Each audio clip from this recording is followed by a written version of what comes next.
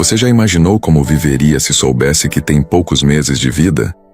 E se, ao invés de se entregar ao medo, você decidisse recomeçar do zero, cortar laços tóxicos, amar com intensidade e, pela primeira vez, viver sem pedir permissão? Essa é uma história de coragem, liberdade e amor que nasce quando tudo parece estar acabando. Se você já se sentiu preso a expectativas, apagado por relações que te diminuem, ou sufocado pela rotina, essa história vai te tocar profundamente. Descubra como uma mulher transformou sua sentença de morte em um grito de vida. E por que o homem mais frio do país se ajoelhou por ela.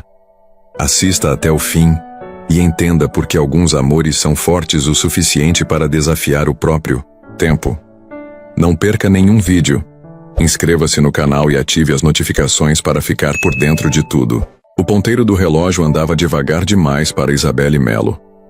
Sentada na sala de espera com cheiro de álcool e flores artificiais, sentia o tempo escorrer como areia entre os dedos. Do outro lado da porta de vidro fosco, o médico organizava papéis. Aquela seria a última vez que ela teria uma resposta. E talvez o início de tudo que ela nunca quis encarar. Isabelle, chamou ele com voz baixa. Ela se levantou sem dizer nada. Entrou. Os próximos minutos foram preenchidos, com termos que pareciam retirados de um livro de anatomia antiga. Glioblastoma, inoperável, grau 4, comprometimento progressivo. As palavras ecoavam e desapareciam, mas apenas uma frase ficou presa entre os ossos do peito. Você tem entre 6 e 9 meses com sorte. Não foi como nos filmes. Não houve colapso. Nenhum grito. Isabelle apenas inspirou profundamente, manteve o olhar fixo no laudo e perguntou: quanto tempo até eu parar de parecer normal? O médico hesitou. Algumas semanas, talvez um mês até os primeiros sinais visíveis. Falou, com a empatia ensaiada de quem já entregou sentenças demais. Ela agradeceu. Apertou a mão dele. Saiu. No elevador olhou o próprio reflexo. Havia dignidade ali, mesmo com a maquiagem borrando. Uma mulher inteira. Sozinha, mas inteira. Ao chegar no estacionamento, seu celular vibrava sem parar. Mensagens. Da mãe sobre o brunch do domingo. Do pai cobrando a entrega de documentos para a fundação. De Rafael, o noivo mandando um vídeo bobo para melhorar o dia. A náusea não foi causada pela doença. Foi o nojo de viver numa prisão de conveniências. Abriu a galeria de fotos. Selecionou todas as imagens do noivado, das festas da família, dos jantares plastificados. Apagou. Ligou para a mãe. Isabelle, você sumiu, está tudo bem?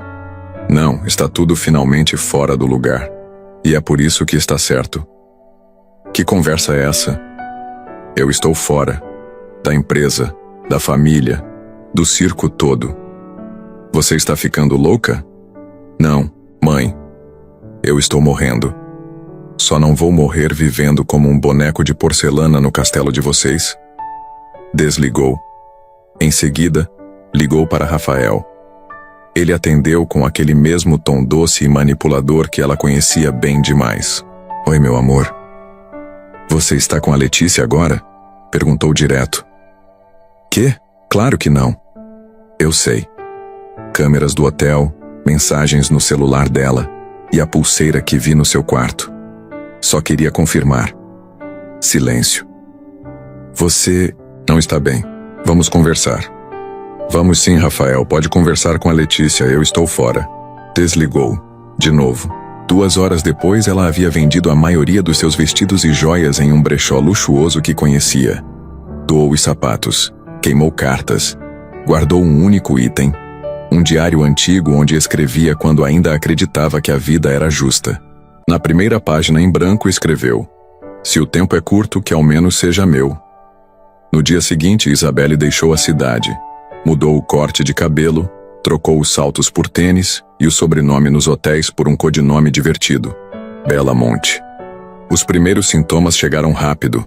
Pequenas vertigens, dores de cabeça, fadiga repentina. Nada incapacitante ainda, mas suficientes para lembrar que o tempo não era ilusão. Ela ria sozinha em cafés escondidos, dançava em bares onde ninguém a reconhecia, fazia amizade com senhores de idade em livrarias e tirava fotos que jamais postava. Cada momento era um tesouro silencioso, mas as revistas começaram a farejá-la. Isabelle Melo renasce com um novo visual em Praia Paradisíaca. Ela largou tudo, e talvez esteja morrendo. Ela riu disso tudo enquanto mergulhava no mar. Estava viva, e pela primeira vez sem coleiras. Foi num desses eventos improvisados, um leilão beneficente para a preservação de florestas, escondido nas montanhas, que ela ouviu. Lucas Damiani. Não precisou de apresentação. O nome era sussurrado por todos ali, como se fosse uma figura mitológica. Terno escuro impecável, postura ereta, expressão firme. Mas o que a atingiu foi o olhar. Um olhar que não só a reconhecia, mas parecia carregá-la por dentro. Ele a fitava como se ela fosse memória, como se já a tivesse perdido. E agora reencontrado. Ela desviou o olhar primeiro. Sentiu o coração disparar, e não pelas razões que costumava. Mais tarde, ao perguntar discretamente a um garçom quem ele era, recebeu a resposta. Lucas Damiani. Bilionário, reservado, perigoso. Perigoso. Como? Perguntou Isabelle curiosa. Como quem não precisa falar 2 vezes para ser obedecido. E nunca sorri. Naquela noite, deitada em sua rede de viagem, ela releu a última frase que havia escrito no diário e acrescentou mais uma linha. Talvez o tempo não tenha acabado. Talvez ele só tenha recomeçado. Havia algo libertador em ser mal interpretada. Isabelle leu a manchete do dia enquanto girava a colher no cappuccino. Socialite enlouquece após sumiço e esbanja fortuna com novo amante misterioso. Ela riu. Não porque era verdade, mas porque era conveniente que pensassem assim. Era mais fácil para o mundo acreditar que ela estava em surto do que aceitar que alguém, no auge da juventude e do status, escolheria viver intensamente. E sem pedir desculpas por isso. O mundo não entendia liberdade sem colapso. Naquela semana ela já havia nadado nua em águas termais, lido poesia para desconhecidos em um vagão de trem e dormido sob as estrelas, mesmo com dores no corpo. As enxaquecas vinham e iam como hóspedes malcriados. Às vezes a visão embaralhava e ela precisava se apoiar, mas Isabelle se recusava a permitir que o corpo comandasse seu destino. E ele estava em todos os lugares. Não a doença. Ele. Lucas Damiani, desde aquela noite do leilão. Seu nome havia se tornado uma sombra familiar que passeava pelas margens da sua rotina. Em cafés discretos, ele surgia. Em exposições privadas, estava. Em conversas murmuradas, sempre mencionado com reverência. Mas o reencontro real aconteceu num dos lugares mais inesperados. Um antigo teatro abandonado, reaberto apenas por uma noite, para uma apresentação de jazz ao luar. Isabelle não fazia parte da lista oficial de convidados. Entrou pelos fundos, sorrindo para um dos organizadores como se fosse parte da equipe. Já estava se acomodando em um dos bancos da última fileira quando sentiu a presença. Lucas. Ele estava 2 fileiras abaixo, sozinho, de terno preto, e rosto parcialmente iluminado pela luz âmbar do palco. Mas o olhar dele era todo dela. E de novo era como se dissesse, eu te vi antes de todos. No fim da apresentação, quando a multidão começou a sair, ele não se moveu. Isabelle também não. A aproximação foi lenta, como se o tempo tivesse perdido o compasso. Você sempre invade lugares assim? Ele perguntou com a voz grave que ressoava mais que os instrumentos da orquestra. E você sempre aparece quando ninguém convida? Retrucou com um meio sorriso. Talvez a gente compartilhe o mesmo instinto de fugir das perguntas erradas. Ou de procurar as certas. Silêncio. Você parece diferente, disse ele observando-a de perto. Estou morrendo, respondeu sem dramatização. Lucas não piscou. E ainda, assim é a pessoa mais viva que já vi. Ou justamente por isso, ela estava prestes a dizer mais quando uma tontura repentina a fez perder o equilíbrio por um segundo. Lucas assegurou antes que caísse. Estou bem. Isabelle tentou se recompor. Isso acontece às vezes. Isso tem nome? Ela encarou o olhar dele. Tem, mas eu não gosto de repeti-lo, já é presença constante o suficiente. Ele assentiu, e pela primeira vez, Isabelle viu compaixão verdadeira no olhar de alguém que não a via como um fardo, uma vítima, uma causa. Então me diga o que você quer, não o que você tem. Quero não ser lembrada com pena. Isso posso garantir. No dia seguinte, uma nova avalanche de manchetes surgiu. O magnata Damiani e a mulher mais ousada da temporada. Romance ou aliança perigosa? O que há entre Isabelle e o homem que nunca sorri? Ela leu tudo enquanto descansava, em um chalé afastado. As dores de cabeça haviam piorado naquela manhã. Uma náusea constante acompanhava cada movimento.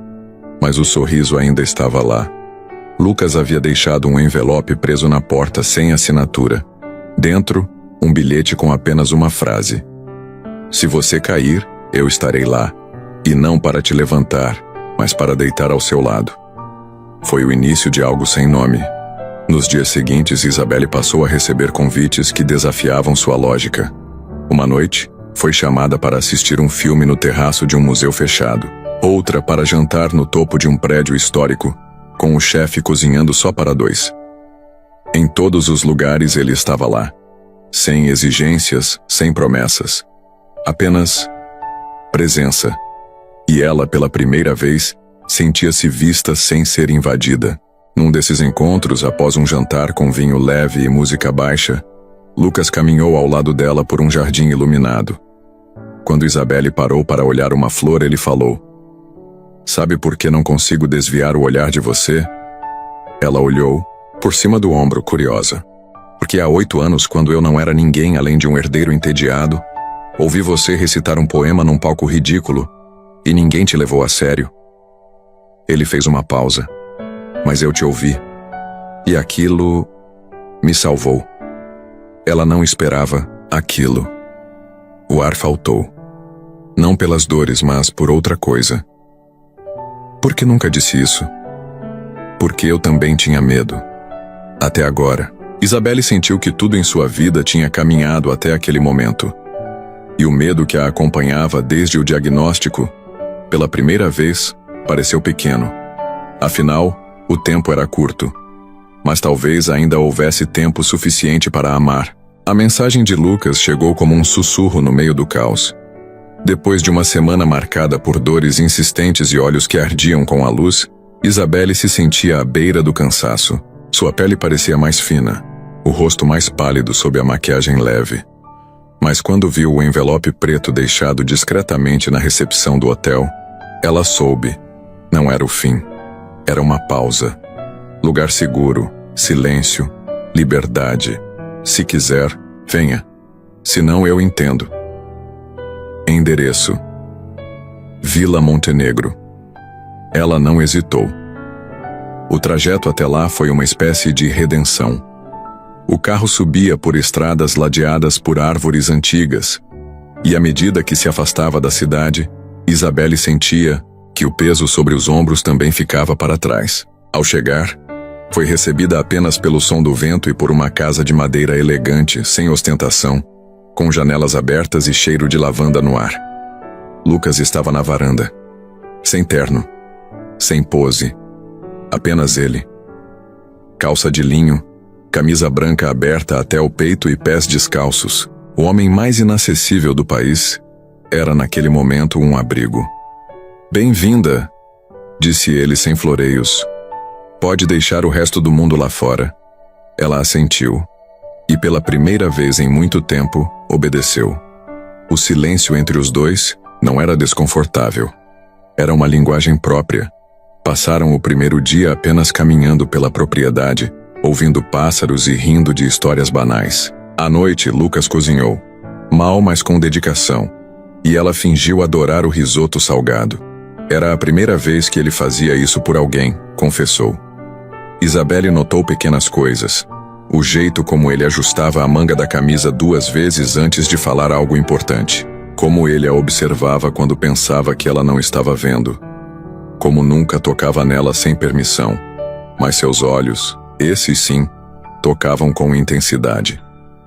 No segundo dia, ela acordou mais fraca. Teve dificuldade para se levantar. As mãos tremiam, e a tontura a fez sentar novamente na cama. Quando saiu do quarto, Lucas já estava na cozinha preparando chá. Dormiu mal? Ele perguntou, ao notar a palidez dela.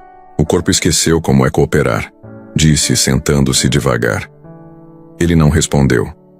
Apenas colocou o chá em suas mãos com delicadeza.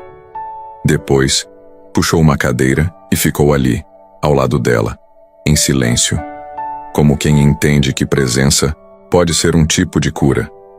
Naquela tarde, Lucas a levou até uma clareira escondida no meio da mata. Você gosta de silêncio, mas esse é o meu lugar favorito, disse. Por quê? Porque aqui foi onde decidi não me tornar o homem que meu pai queria que eu fosse. Ela o olhou surpresa. E o que você se tornou? Um homem em construção, ele disse olhando para ela com sinceridade crua. Mas no dia em que você reapareceu, percebi que talvez ainda haja tempo para terminar de me construir com algo real. O vento levou as palavras como confissão. Isabelle se aproximou. Tocou de leve a ponta dos dedos dele. Você tem medo? Todos os dias. De quê? De não ser bom o bastante, de te perder, de ser o homem que não sabe amar, respondeu. E pela primeira vez, o olhar dele, que sempre foi firme, tremeu. Ela não disse nada, apenas se aproximou mais.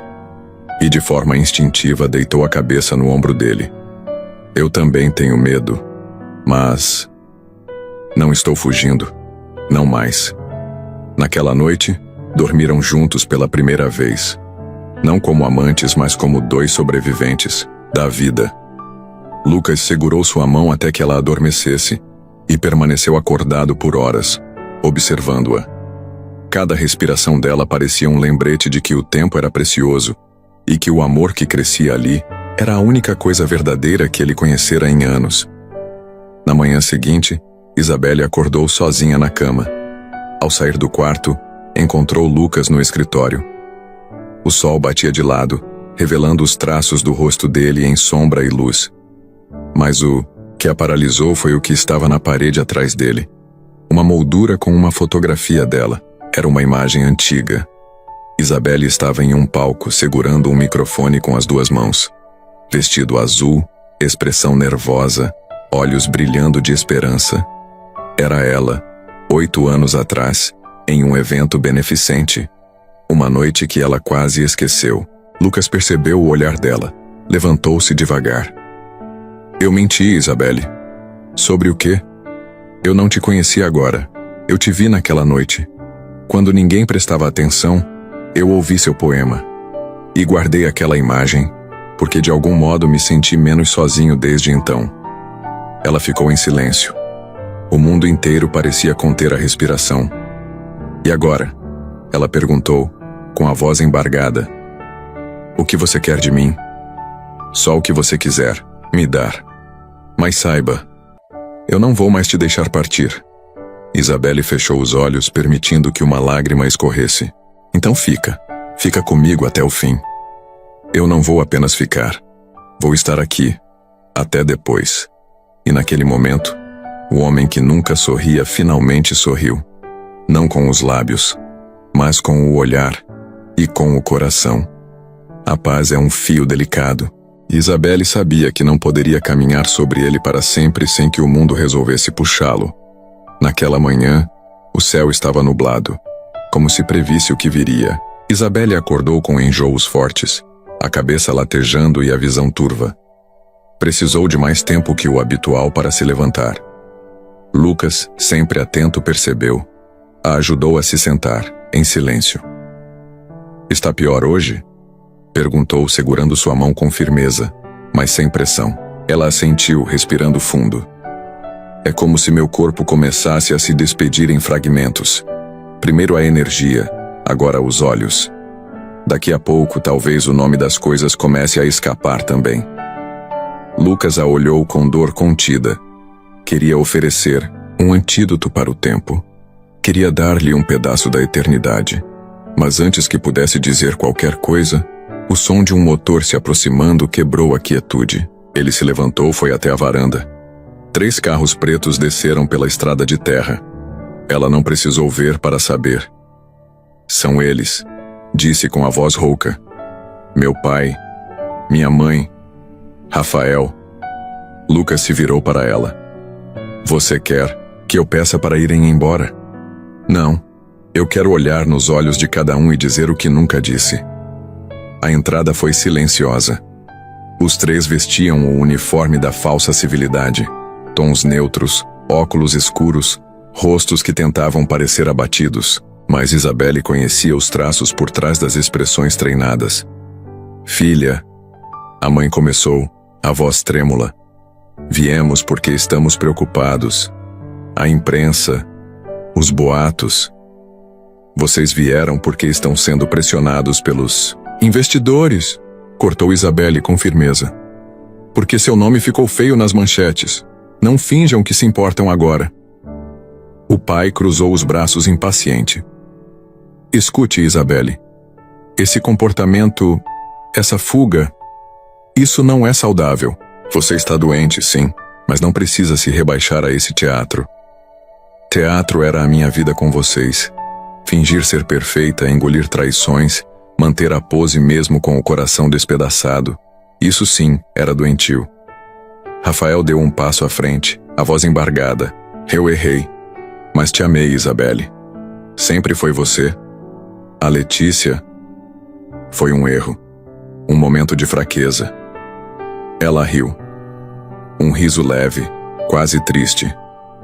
Um momento de fraqueza? Rafael, você destruiu tudo o que tínhamos e ainda tentou me fazer duvidar da minha sanidade. Você e minha irmã, vocês se merecem. O silêncio se estendeu, até que Lucas se colocou ao lado dela, com presença firme. Acho que já ouviram o suficiente. Isabelle está onde quer estar, com quem quer estar. E se alguém se aproximar com qualquer intenção que não seja verdadeira, vai ter que passar por mim.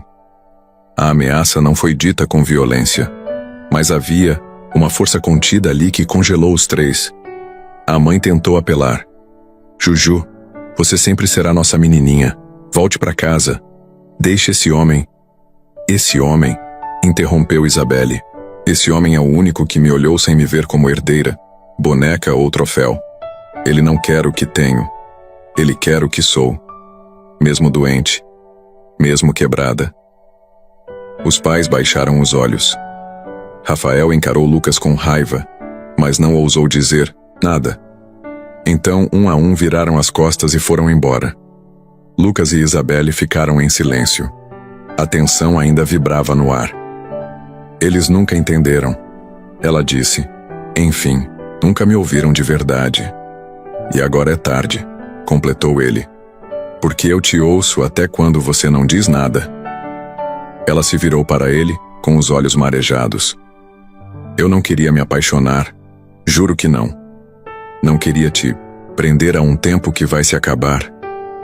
Isabelle, ele disse firme, segurando seu rosto entre as mãos.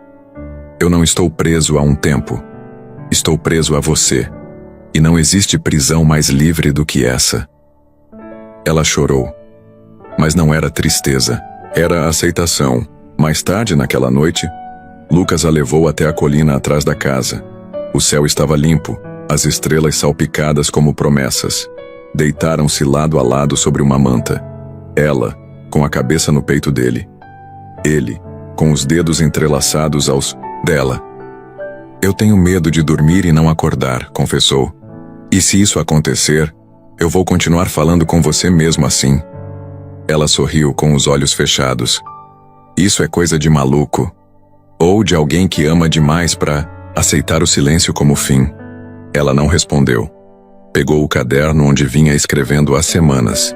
E começou sua última carta. Se amanhã eu não abrir os olhos, lembre-se que minha última visão foi você. Se minha voz calar, guarde cada palavra que trocamos. E se eu partir, não carregue dor. Carregue tudo o que foi bom. Porque amar, você foi o ato mais vivo da minha existência. Fechou o caderno, guardou sob o travesseiro, e então, aninhada no corpo dele, adormeceu com a serenidade de quem, enfim, tinha dito tudo o que precisava ser dito. O tempo parou de ser medido em dias. Agora era contado em instantes. Cada manhã em que Isabelle acordava, Lucas sentia como se o mundo lhe devolvesse o que não sabia que havia perdido. Ele estava ali quando ela dormia com dor. Quando esquecia palavras no meio das frases. Quando precisou de ajuda para calçar os sapatos. E também quando, mesmo frágil, dançava devagar na varanda ao som de um vinil antigo, com um sorriso cheio de vida. Me promete uma coisa? Ela pediu certa tarde, enquanto ele penteava os cabelos dela com uma escova de madeira. Qualquer coisa. Que você vai continuar. Que vai viver depois de mim. Não da forma vazia de antes, mas realmente viver. Ele parou o movimento. Respirou fundo. Você quer que eu viva num mundo sem você? Não. Quero que viva num mundo com tudo que deixei. Ela o olhou nos olhos. Porque você foi minha vida nos dias em que parecia não ter nenhuma. Eu preciso que você continue sendo isso. Para alguém. Para você mesmo. Ele não respondeu com palavras. Apenas a abraçou. Ficaram assim por muito tempo. Até que o vento mudou. Naquela noite a dor veio mais forte. Isabelle apertava os olhos tentando conter a vertigem. Lucas a carregou no colo até a cama. Deitou ao lado. Segurou sua mão. Quer que eu chame alguém? Não, eu só quero ficar aqui. Estou com você. Me conta uma história. Ele começou a falar inventando ali mesmo. Sobre um menino que via o mundo em preto e branco até encontrar uma garota que pintava o céu com palavras. Sobre como ela fez o inverno parecer primavera. E como mesmo quando ela foi embora, o céu continuou colorido. Porque ela havia deixado cor suficiente para 2 mundos. Isabelle adormeceu em seus braços com um sorriso. Ela acordou antes dele. O sol ainda não havia nascido. Mas a colina do lado de fora jazia coberta por um manto de neblina azul. Isabelle se vestiu devagar. Um vestido leve, simples, branco, como se fosse parte da manhã. Lucas dormia profundamente, exausto de tanto vigiar, de tanto amar. Ela o observou por longos minutos. Queria memorizar a linha do queixo, o contorno das mãos, o jeito que os dedos dele às vezes tremiam no sono. Queria levar tudo com ela, ou deixar tudo ali. No campo atrás da casa, ela se sentou entre as flores que haviam brotado recentemente. O caderno repousava sobre o colo, aberto em sua última página. Se você estiver lendo isso é porque o tempo cumpriu seu papel. Mas acredite, ele não me venceu. Porque onde há amor, o tempo não é um fim. É só uma curva no caminho. Lucas acordou com o instinto em alerta. A cama estava fria. A casa silenciosa demais. O sol subia devagar, no horizonte. Quando a encontrou na colina, deitada entre as flores, os olhos fechados e o rosto tranquilo, ele soube. Não foi preciso tocá-la para entender que ela havia partido com paz. A dor não veio com gritos. Veio como um sopro. Uma brisa que passou pelo peito e ficou lá, suspensa. Ele se ajoelhou ao lado dela, passou a mão com cuidado sobre seus cabelos e beijou sua testa. Você não partiu, sussurrou. Você só virou luz, chorou. Pela primeira vez desde a infância, chorou como quem ama com o peito todo. E depois ficou ali, horas, até que o sol já estivesse alto demais para ser ignorado. Dias depois, a imprensa anunciou o falecimento discreto de Isabelle Mello, em reclusão, ao lado de um amigo íntimo. As redes sociais explodiram com homenagens, fotos antigas e palavras vazias de quem jamais soube a profundidade de sua transformação. Mas Lucas sabia. Ele continuou na vila. Plantou um jardim inteiro no campo onde ela partiu. Chamou de Jardim do Tempo. Ali cresciam as flores favoritas dela. Lavanda, jasmim, margaridas. E sob a árvore no centro repousava uma placa. Aqui floresce tudo que o tempo jamais poderá apagar. Ele lia suas cartas todos os domingos, não como quem busca consolo, mas como quem renova votos com a eternidade. E certa noite, enquanto observava o céu repleto de estrelas, Lucas sussurrou: "Você não foi embora, Isabelle. Você é tudo que ficou. O tempo é um mistério que todos fingimos entender, até que ele nos escapa." Isabelle não venceu a morte, mas também não foi vencida. Ela burlou o fim ao escolher viver cada instante com verdade, ao não poupar palavras, ao não negar sentimentos. Onde muitos teriam se apagado em silêncio, ela decidiu brilhar até o último batimento. E é por isso que seu nome, para Lucas, não ficou entre flores murchas ou memórias frias. Ficou entre páginas escritas com o coração e manhãs em que o sol nasce só para lembrar que ela existiu. E ainda existe, em tudo que tocou. E talvez essa seja a lição mais simples e mais feroz de todas. A de que a eternidade não mora nos anos que temos, mas no que deixamos em quem nos amou. Porque o tempo pode levar vozes, rostos, gestos, mas jamais leva o que foi vivido com intensidade e entrega. Isabelle se foi, mas deixou amor demais para que Lucas pudesse continuar. E todo amor que permanece é, no fundo, uma forma de eternidade. Se gostou, imagina o que vem por aí. Inscreva-se no canal e não perca nada.